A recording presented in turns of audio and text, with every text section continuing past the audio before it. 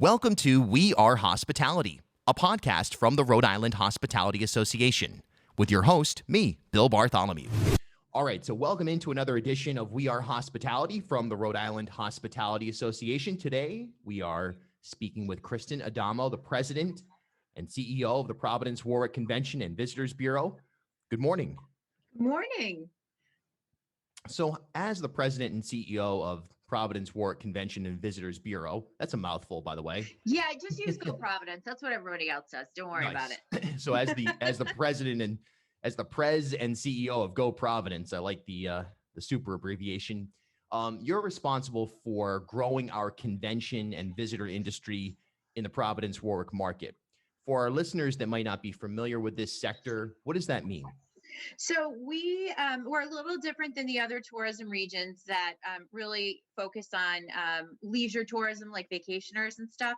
Newport does a little bit of meetings, but the bread and butter of what we do is we book meetings and conventions primarily in Providence with the Rhode Island Convention Center and Warwick with the Crown Plaza.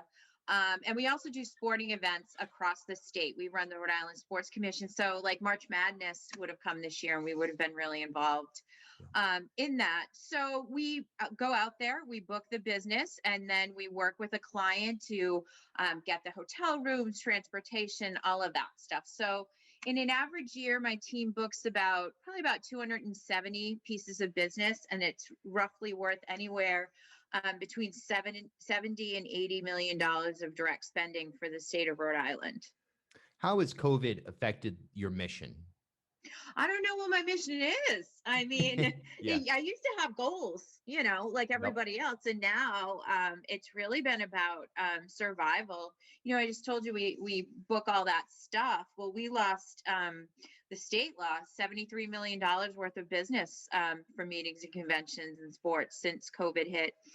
Providence in particular lost 70% of its hotel revenue, and Warwick lost 46%. So it has been about survival for all of us, but I will say we're starting to come out of that. Like the way that meetings and conventions go is they book them anywhere from like 18 months to 2 or 3 years out. So there's like a sales process. And for probably almost a year, it was dead, quite frankly, because there was no one working at the hotels or in the meetings industry. But we're seeing that change, and we're getting leads, we're booking business.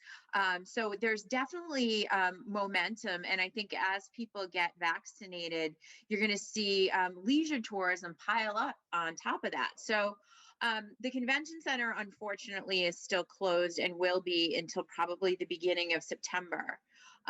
But once that opens, I feel really good about that ramp up to normalcy. Yeah, and of course, the convention center was one of our field hospitals, and so you're expecting at least September before that facility has any semblance of a working ability in terms of hosting conventions or booking or anything like that. Yeah, I'll be honest, I was really disappointed with the decision to leave the convention center warm, which essentially they haven't had a patient in it since I think late February, early March, but they wanted to keep it set up through June just in case. When that decision was announced, I had to pull $6 million worth of summer business immediately. Wow. So for me, and there's nobody in it. So that was extremely frustrating to me, to the hoteliers, to the downtown community, because that, essentially made us scramble for the summer. So I was disappointed. However, I think we've done a good job at really communicating that we need it for September. We need to get back to some sort of safe way of opening. We have $4 million worth of business in September. So that's pre-COVID, right? So it's $4 million, and people will say, yeah, but not all those people are going to come. Even if a quarter of it comes, that's $1 million. We haven't had $1 million month in like a year and a half. So we need it. And I've been really heartened by Governor McKee expressing that in public, that we need that center open. So like I said, I for the first time in a long time, I think we're feeling really good. So what would you say is the overall economic impact COVID has had on meetings and convention business for the entire state? Is there a number you can point to, or some sort of, way to summarize it's that it's that we lost $73 million worth of direct spending. But so that's just a number, right? But what does that mean? That means hotels. So it takes 13 hotel rooms to keep a housekeeper employed. So just think about the number of hotel rooms we lost associated with that. Think about like my friend Josh Miller and my friend Ruth at Murphy's, and who make their money. And downtown is just starving. Transportation companies, the workers in the convention center. So the convention center is an ecosystem, and I don't know that people realize all of the business that's dependent on it. So it's been a huge impact for us. Not to mention the media outlets that advertise those particular events and things around it as well. Absolutely. I mean, that's a huge. Absolutely. What do you see on the horizon that we should be excited for?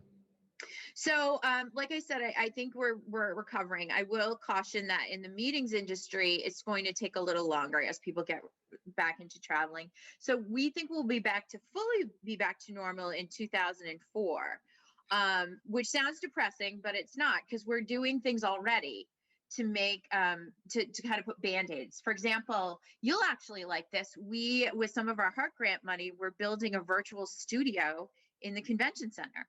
So because the future of meetings is hybrid meetings for a while, where you might have like 500 people in the convention center, but you might have 10,000 people who are watching the conference. And while we'd rather have them here in Providence, we know that's the kind of thing we're going to have to do for a while to be competitive, because Houston built one, Baltimore built one. So we're doing things like that. We're working with downtown and with the other neighborhoods. We spent our Take It Outside money on a lending library of tents and tables and chairs and all of that stuff. So if people want to do like a festival or a block party, or a restaurant wants to do an outdoor wine dinner, they can borrow the stuff from us and then check it out, use it, and bring it back. So we're trying to do those things. We tried to spend our money as smartly as we could and look at like the long range instead of like just the immediate need. Let's hope we get there beforehand, but 2024 is not an unreasonable number and a lot of people don't understand what goes into event planning. They think, oh, I have this idea, maybe I can do it in July of this year. It's like, nah, it doesn't work that way. Yeah, no, that's the story of my life. Like everybody's wants to do these awesome events, and so do I. And then you think about all the work that's involved. So yeah, like we want to do, for example, we want to do a big beer week and work with some of the other, and we're like, can we do it this year? Well, no. So we're going to, table it for a bit and really start looking at it. But yeah, stuff like that, you got to wait. Kristen Adamo, ladies and gentlemen, Go Providence, runs the operation, and boy, is this a trial for anybody in the events industry writ large, and great job navigating it. And it looks like we're heading in the right direction. And who knows, maybe with the hybrid stuff, we're going to grow the state's reach in a way that wouldn't have been possible before COVID. Yeah, I hope so.